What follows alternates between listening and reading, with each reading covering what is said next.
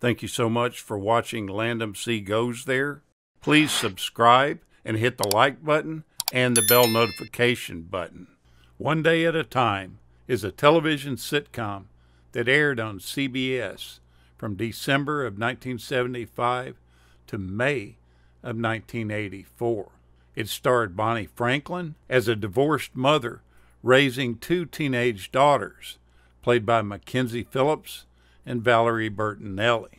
The setting is Indianapolis.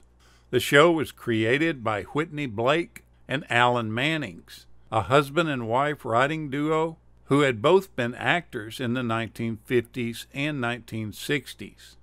And it's based on Whitney Blake's own life as a single mother raising three children, including future actress Meredith Baxter. All this after her divorce from her first husband.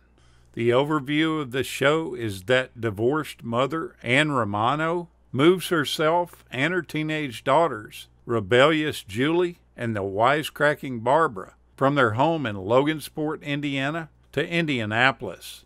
Ann frequently struggles with maintaining her role as mother while affording her daughters the freedom that she never had as a young woman.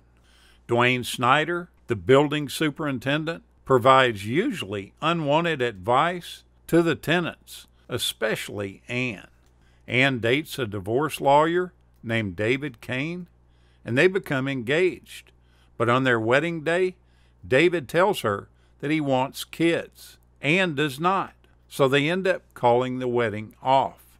After David takes a job in L.A., the show focuses on Ann's dilemmas as a single mother and career woman, as well as the girls' growing pains, with Snyder becoming a more welcome part of the family.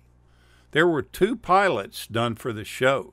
The first was filmed in 1975 under the series' original working title of Three to Get Ready. Two major differences is that Ann worked as a nurse and had only one daughter. After a major retooling, the second filmed pilot became the one that launched the show. For its entire run, the series was taped in Hollywood before a studio audience. Originally, it was taped at CBS Television City. Shortly after its premiere, the series began taping at Metro Media Square, where it remained until 1982. From 82 to 84, the show was moved to Universal Studios. Like many of the sitcoms developed by Norman Lear, this show often tackled some real serious life and relationship issues. Some of the stories in the show that depicted such events as weddings, births, and other important milestones frequently would stretch over 2, 3, or 4-part episodes.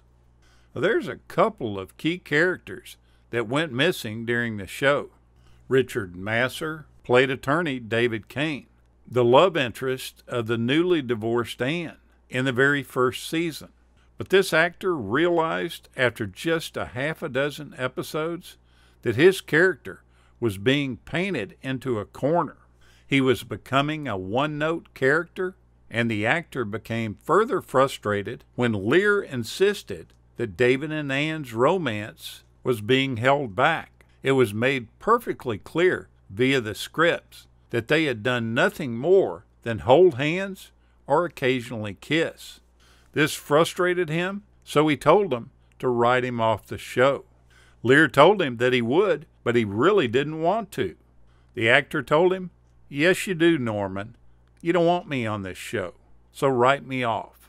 Another character who seemingly disappeared without explanation was neighbor Jenny, who was a brass cocktail waitress played by Mary Louise Wilson. Wilson had been appearing on and off Broadway since 1962. Lear knew about her and offered her the role of Jenny. Wilson accepted the job based on Lear's track record, but she quickly decided that this series was definitely no All in the Family. She and Bonnie Franklin never saw eye to eye.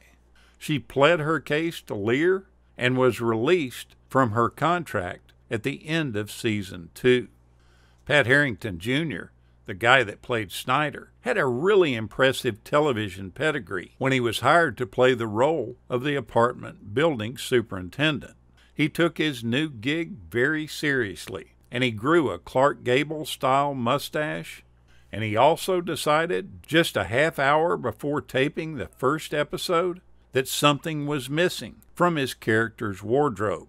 He then paid a studio electrician for his well-worn tool belt, complete with a hammer, which he then slung around his hips, almost John Wayne style.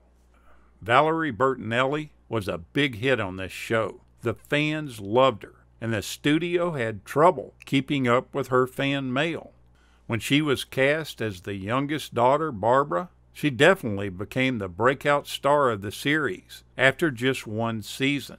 With her girl-next-door face, button nose, and her lush mane of hair, she was suddenly America's sweetheart.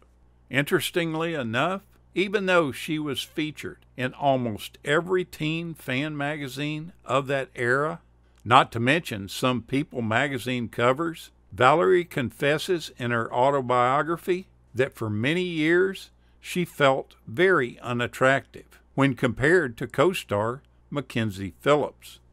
Meanwhile, Phillips was seriously envious of not only Bertinelli's media popularity, but also her wholesome upbringing and family life, something that she never had. Bertinelli was brought up in a close-knit Italian Catholic family, while Phillips' childhood was definitely unconventional, to say the least. Now, both these girls struggled with some substance abuse at different times in their lives. Mackenzie Phillips was knocked sideways by it. She was basically kicked off the show. She eventually sobered up and stayed sober for about 10 years, and then she fell off the wagon. She eventually got back on it, and I think she's sober to this day. Valerie Bertinelli's life hadn't been a cakewalk either. She's dabbled in some things that she wishes she could forget. Just months after meeting Eddie Van Halen, they were ready to tie the knot. Looking back on that time, Valerie cringes now. She states that the priest gave them a questionnaire to fill out so he could get to know them better. As they filled out these forms at home, each one of them was using drugs. She says, looking back on it, if you ask me, those are not two people who should be making decisions about the rest of their lives. Their wedding night ended up being a dud. Valerie passed out on the bed in her gown, and Eddie Van Halen fell asleep in the bathroom. Take a look back at this fun show from the 70s and early 80s. Thank you so much for watching, and we'll continue to chase the classics.